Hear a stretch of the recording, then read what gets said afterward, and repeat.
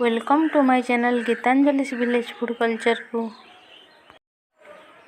मु आज आपण माननकु गोटे नॉनवेज रेसिपी करिकी देखैबी। सेटा हेउची माछ चर्बी रेसिपी। ताहेले चलंतु देखिनबा माछ चर्बी रेसिपी। मु नेछि एठी 300 ग्राम माछर चर्बी। एबे आमे एथिरे पकै देबा गोटे चमच हळदी गुंड आ अल्प लूण आ एबे याको भल भाबरे गोलै देबा। एबे चलंतु आमे मसला रेडी करनेबा। गोटे इंच अदा, 5टी काजू, गोटे पाखुड़ा रसुण, किछि सोरिष, किछि जीरा आ किछि राशि। एबे आमे याको ग्राइंडर करनेबा।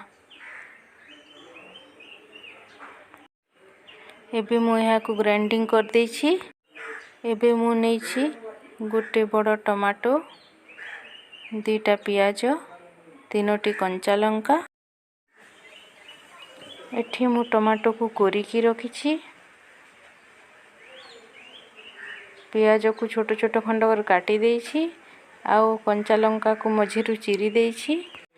आउ नेछि किछि जीरा, हळदी गुंड, लूण, सोरिष तेल। एबे चलंतु रोसई स्टार्ट करिबा। प्रथमे तेल गरम करिबा, तापरे जीरा आउ कंचा लंका को फुटै देबा। आउ कटा हेथिबा पियाज को देई देबा। पियाज भाजी होई गला परे आमे माछ चर्बी को देई देबा आउ भल भाबरे भाजी देबा। एबे आमे कवर घोड़ै देबा। कवर घोड़ै घोड़ै आमे एहा को 10 मिनिट पर्यंत भाजी देबा। देखंतु केते भल भाबरे एहा भाजी होई गलानी।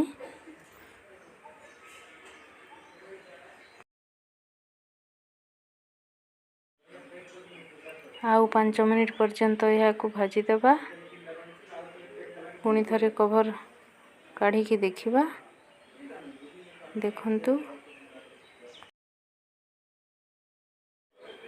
10 मिनिट पर्यंत आमे कवर घोड़े घोड़े एहा को भाजी देछे। एबे एथिरे आमे मसला ऐड करिबा।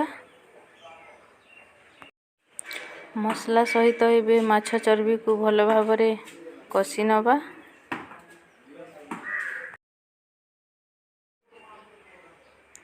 माछ चर्बी सहित मसलाटा भल भाबरे कसी होई गलानी। एबे आमे एथिरे कोरिकी रखिथिबा टमाटो को देई देबा।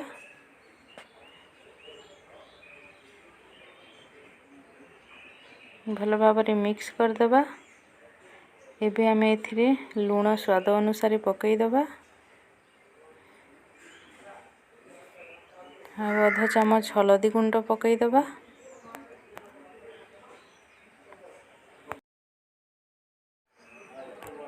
भल भाबरे मिक्स कर देबा।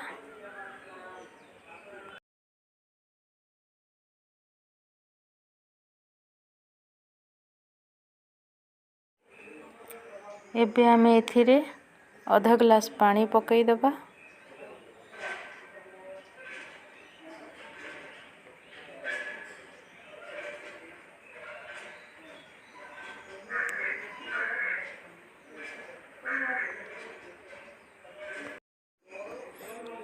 भल भाबरे मिसै देबा।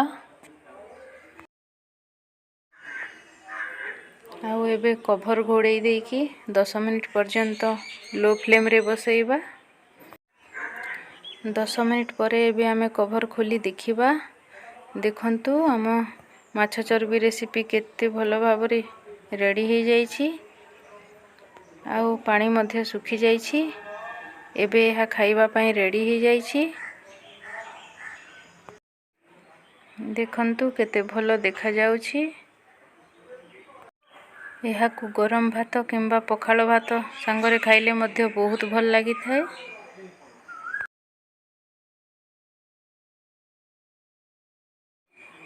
एबे आमे गैस रो फ्लेम को बंद कर देबा। जदि आपण माननकु मोर आजिर रेसिपी भल लागि थाए ताहेले लाइक कर दियंतु। आउ जो माने मो चैनल को आज नुआ देखुछंती से माने सब्सक्राइब कर दियंतु। Thank you.